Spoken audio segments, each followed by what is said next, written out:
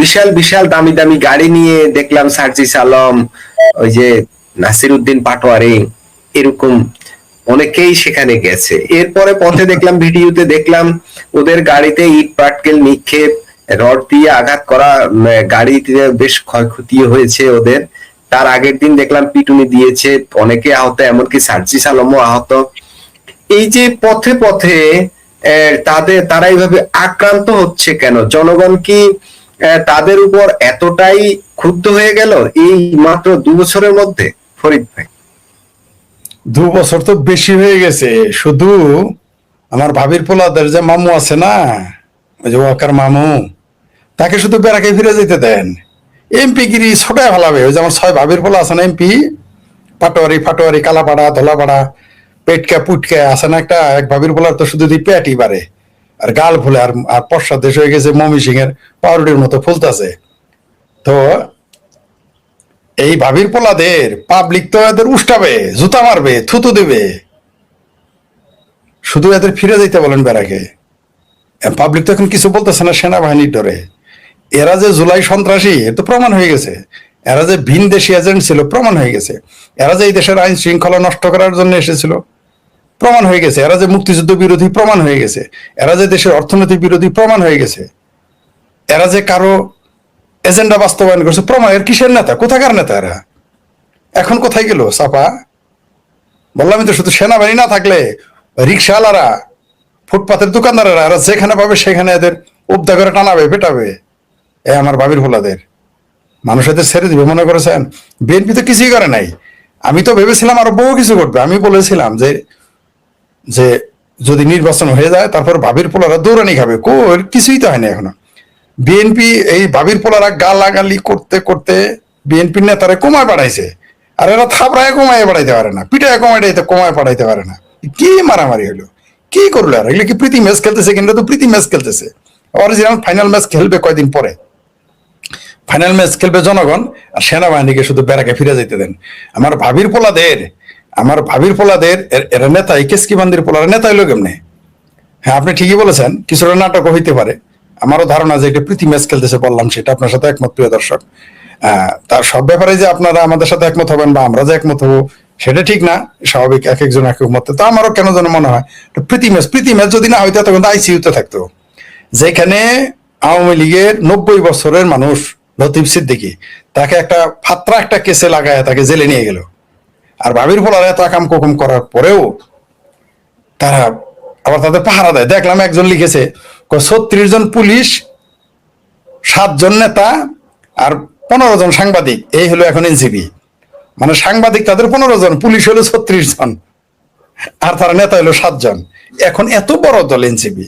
শুনেন, এই এরা, আমি বারবার বলি, অর্জিত ক্ষমতা আর অর্পিত ক্ষমতা দুই জিনিস। একটা হলো নিজের বাপ দাদার এবং নিজের অর্জিত সম্পদ, সেই ক্ষমতা আলাদা।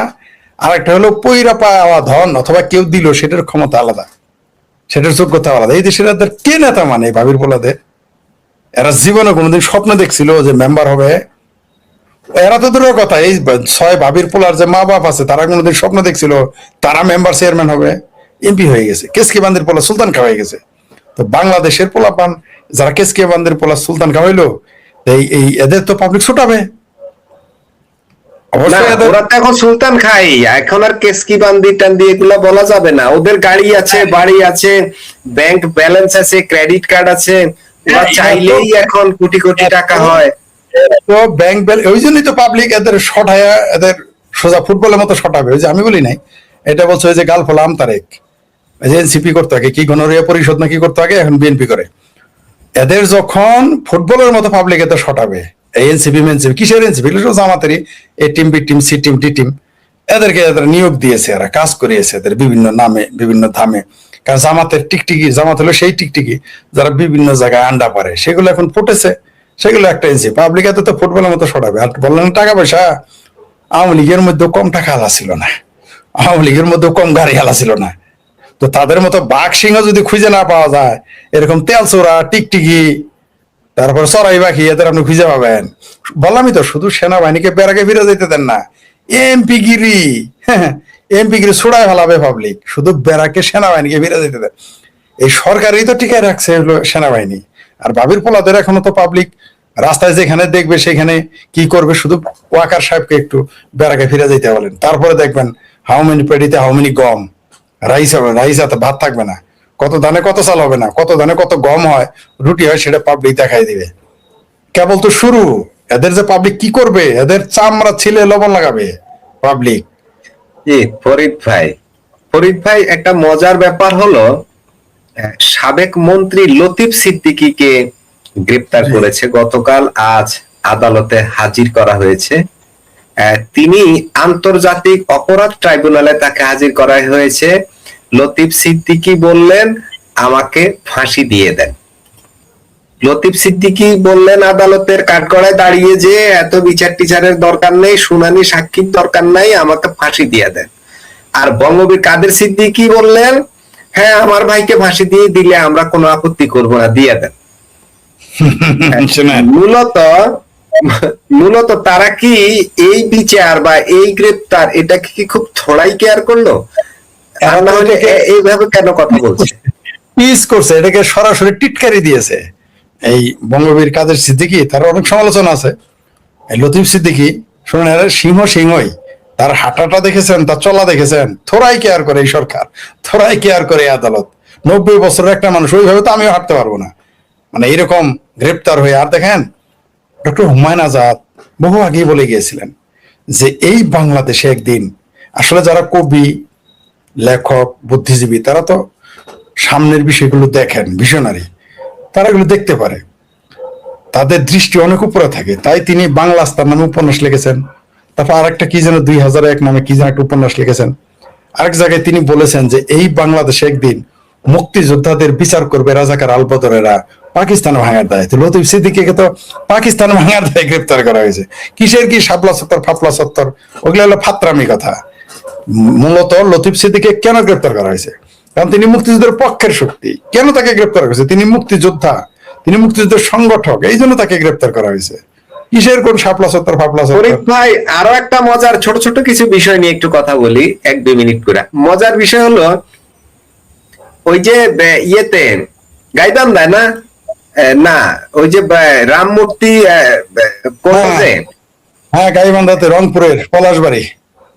পলাশবাড়িতে, হ্যাঁ পলাশবাড়িতে, ওইখানে যে এমপি জামাত ইসলামের, ওনাকে নাকি ওই যে হরিদাস পাল না, উনি কি হরিদাস চন্দ্র তরণী, হরিদাস চন্দ্র তরণী দাস, উনি ওনাকে বেশ টাকা পয়সা দিয়েছে, নির্বাচনী ফান্ড দিয়েছেন, ওনার একটা মাদ্রাসা আছে, ওনার মসজিদ আছে, 26 লাখ টাকা দিয়েছেন।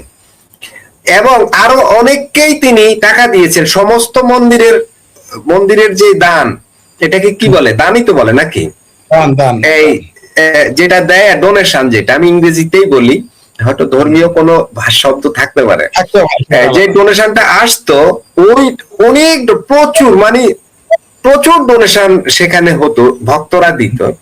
এই ডোনেশন গুলো তারা তো ওখানকার কাজে তো ব্যবহার করত। এমনকি ওইখানের যে মাদ্রাসা, ওইখানের যে মসজিদ, ধর্মীয় অর্থাৎ ইসলাম ধর্মের নানা বিষয়েও এই টাকাগুলো, এই মন্দিরের টাকা, এই মূর্তির টাকা ব্যবহার হতো। পরিষ্কার কথা হলো এটা, যেটা এই তাকে যখন জিজ্ঞাসাবাদ করা হয় তখনও তিনি বলেছেন। এমনকি তিনি গ্রেপ্তারের আগে যখন বিভিন্ন চ্যানেলে সাক্ষাৎকার দিয়েছেন তখনও এই বিষয় নিয়ে কথা বলেছেন। এগুলো নিয়ে মানে প্রতিবাদ করে না, এবং সেখানে অনেক লোক চাকরি করে, কাজ করে, মুসলিমের সংখ্যাই সেখানে অনেক বেশি, 100 কতজন মুসলিম আছে যারা ওখানে কাজ করে, যারা ব্যবসা করে খায়, সেখানেও ম্যাক্সিমাম হচ্ছে মুসলিম।